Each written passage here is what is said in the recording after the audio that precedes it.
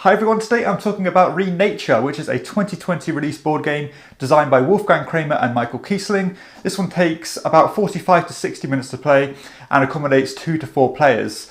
If you're a fan of the show, you probably realise that I am quite a big fan of Kramer and Kiesling designs, El Grande specifically being my favourite game of all time. Games like Mexica, Riverboat, all these other titles that they've come out with, because these guys have been in the game for a long time. And I think they're just excellent designers that make streamlined, strategic games that are still really accessible. So when Renature was announced, I was naturally interested because it's an area control game, which I think Wolfgang Kramer is probably foremost in that genre of games at being the best at them. So yeah, I'm really intrigued by that. The key mechanism of this game was something I was in kind of two minds about. I thought it was a neat idea in terms of placing dominoes in order to cover these different regions or surround them and claim the majority bonuses inside them.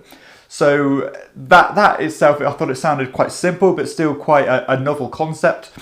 And you know, that alone, when I started reading the book, I was thinking, you know, this is quite simple. It's quite, I would say, more of a gateway level game. But then as I read more and more of the rules, I thought, you know what, this has more than meets the eye to it. A couple of twists on it that really do take this more towards that gamer side of things. Things such as, you know, whenever you place one of these tiles, you can place a bush on either side or adjacent to that tile, and those bushes come in 4 different levels. You've got your grass, you've got your small bushes, you've got your medium-sized trees, and you've got your large trees, all with a different influence in terms of controlling those regions. So for example, the grass is worth 1 strength, and the big trees are worth 4 strength. So, you know, you've got to be careful about how you're going to use those in order to dominate the more lucrative regions. And not only that, the twist of the fact that if somebody is leading the majority of that region and then somebody else matches that, then those 2 points wipe each other out, and the next player down from that will then score the majority.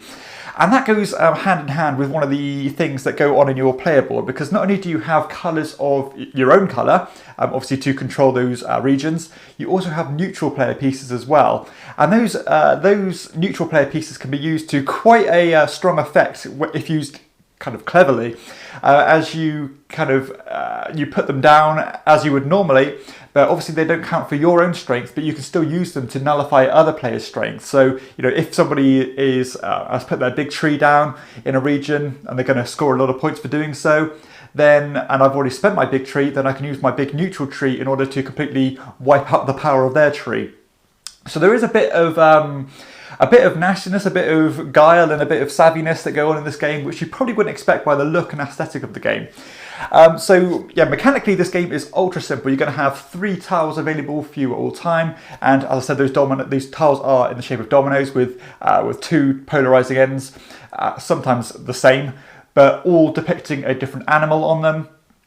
And then all you're going to do is you're either going to start from one of the starting regions or continue from an animal that's already been placed, matching animal to animal. Obviously spreading amongst the board as you play out your turns, or kind of creating access to these more higher point regions. So because the game starts with a lot of the smaller point regions at the top of the board where you start, and they get more and more, well, the points get bigger and bigger as you go down, then the pacing of the game is quite interesting, because you want to spread your, or time your placements quite carefully and not overinvest when it's too early in the game, meaning that you're going to run out of trees by the time you get to those big, juicy, high-scoring areas. And I really do like that tempo of the game. I like the thought where you can't just go around just spamming trees down and hoping to get loads of points that way, because you're going to run out really quickly. So that's really neat concept. I also like the extra fringe kind of things you can do, because you've got some bonus abilities that you can take, which come in the form of these flowers, and they're all worth a point each at the end of the game if you don't spend them, but you can use them to quite interesting effect. For example, you can change a wild animal. So if for every round there's this, or every point in the game, there's going to be a certain animal that can be connected to any animal, and any animal can connect to that. And you can spend 2 of those tokens to change that animal to another animal to suit your needs. So you've got a bit more flexibility that way, and you're not so restricted to the 3 tiles that you have.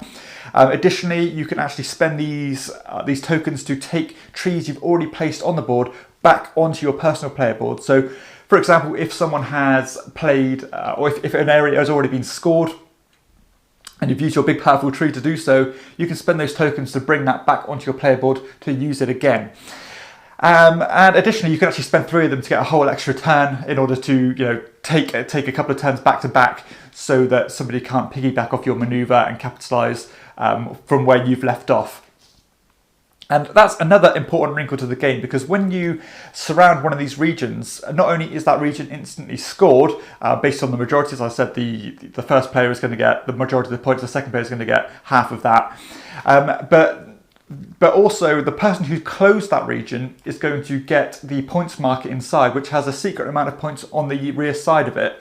So even if you're miles behind on a certain region, you've got no chance of catching up and you don't want to start investing in doing so, you can still make an effort to try and close that region off so that you get that points marker for endgame scoring, which is really good and a nice decision to add into the game.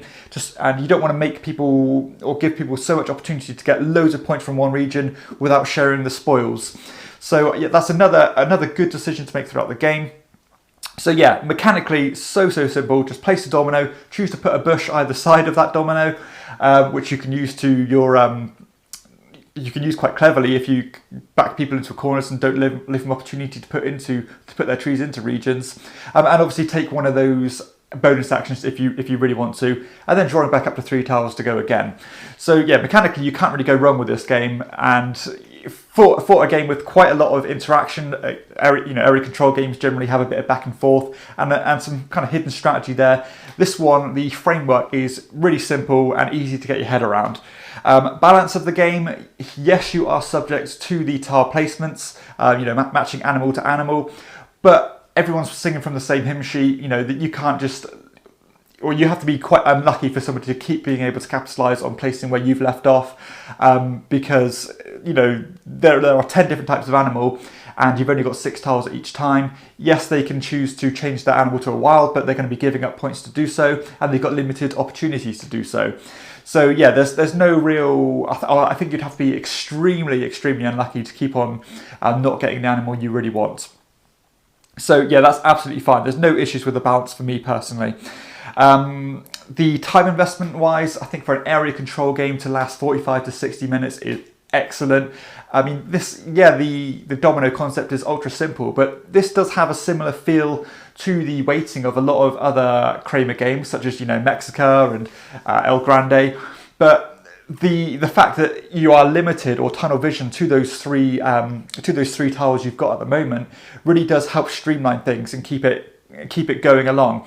And normally I would be in 2 minds about the restrictiveness of being able to do what you want to do, but I think in Renature it actually works in its favour, because that makes this game so much more accessible than a lot of other Kramer titles, such as Mexica, as I mentioned, where you have 6 points to do whatever the hell you want with, which there is so many variables and so much opportunity that it can be overwhelming at times.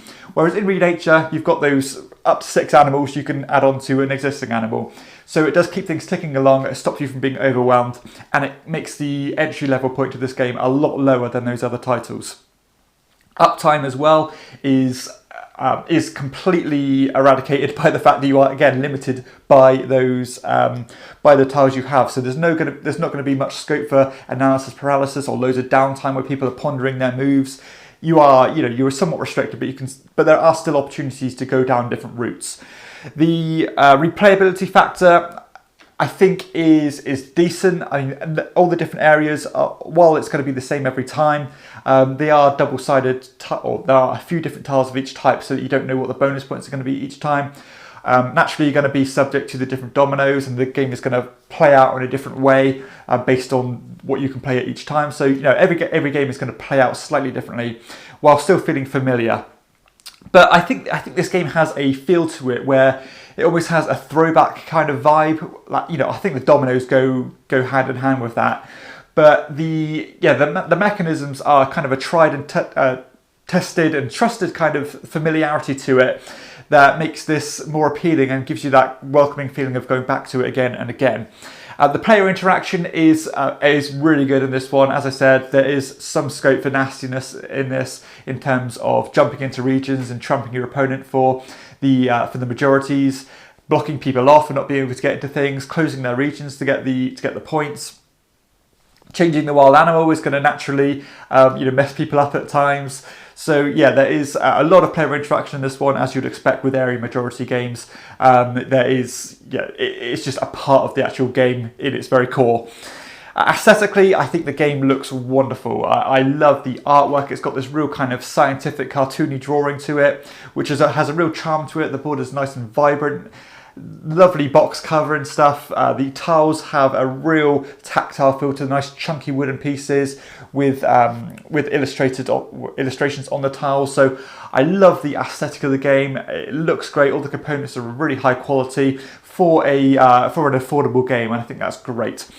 The theme as well goes hand in hand with that. Lovely, welcoming theme that I think is going to knock down a lot of boundaries to invite non-gamers into playing this one. Because, for example, in personal experience, my girlfriend would never ever play this kind of game if it had, say, a war theme to it, or knights, or a fantasy theme. But the fact it's got wildlife, she wanted to play it, did play it, and really enjoyed it. Where, this is somewhat of a gamey game, and that would never normally happen. So it goes to show how much theme does play a part in welcoming people into playing games. Setup and teardown time as well is no real issue. There's going to be setting up all the different points values and all the different sections, which is a simple matching exercise, and then giving each player a set amount of tiles and setting up your own player boards with your pieces. So more than proportionate for a 45 to 60 minute game. And it's only going to take a minute or two to do so. The progression is really good as well, because obviously with an area control game, the larger regions are going to be having more and more trees placed in them, and those margins are going to get closer and closer as you want to edge your opponent. You're going to be careful not to spend too much in those regions to not get good reward and return from your investment in doing so. So yeah, good progression. The game's always developing and spreading out into new regions. So yeah, I can't complain in that respect. Scalability as well. In a two-player game, it's going to be a lot more cutthroat, a bit more back and forth, more strategic, and being careful not to leave your opponent so many opportunities. Where in the 3 and 4 player games, you've probably got more opportunities to create new opportunities yourself, and not only that, the jostling for position is going to be a bit more back and forth in a 3-player game, where obviously you want to be scoring for first and second place, where in a 2-player game it's a bit more head to head. And the comparison wise, as I said, this one has so many similarities to a lot of other Kramer games, particularly Mexica for me, I think. But the domino feature just completely makes you focus on something a bit more niche, and it stops you being overwhelmed by all the different opportunities in a game or in a lot of other Kramer games. So yeah, I really do like that, and I think it creates its own niche on a kind of gaming collection, because it is a gamey game. It is strategic. It has depth to it, but the key mechanisms keep it from being a hurdle to get over, and stop the rules from being too much of a burden to explain to somebody. So yeah, overall, I was really impressed by Renature. I think it does a great job of striking the balance of being gamer friendly, but still being a gateway friendly and kind of muggle friendly. I really can't complain at all. I think this is another great example of Kramer and Kiesling's amazing designing brains, because they just do this fantastic job of making involved games with such clean mechanisms that you don't get overwhelmed with fiddliness. There's no bloat to their games whatsoever, but yet they still add those extra wrinkles to keep it interesting. Because, as I said, without those extra kind of cutthroat mechanisms and those extra bonus abilities that you can take, such as taking your pieces back and changing the wild animal, then it would still be a pleasant game, but it would be just sit at about a 7. Whereas with those extra things and extra wrinkles, I think it just takes it up to, say, an 8 for me. Really enjoyed it. I think it's going to be a staple for my game collection as a way to introduce people to those Euro game mechanisms. So yeah, I can't complain whatsoever. Really nice, looks great, fun to play, plays quickly, and yeah, more Kramer and Kiesling goodness. So definitely check this one out if this one appeals to you. Don't be put off by that if you're concerned with it being too lightweight, because it does have depth there. So I hope you've enjoyed this review of Renature. If you have, please hit like and subscribe to my channel, and check out my other videos too. For everyone else, I'll see you next time on Chairman of the Board.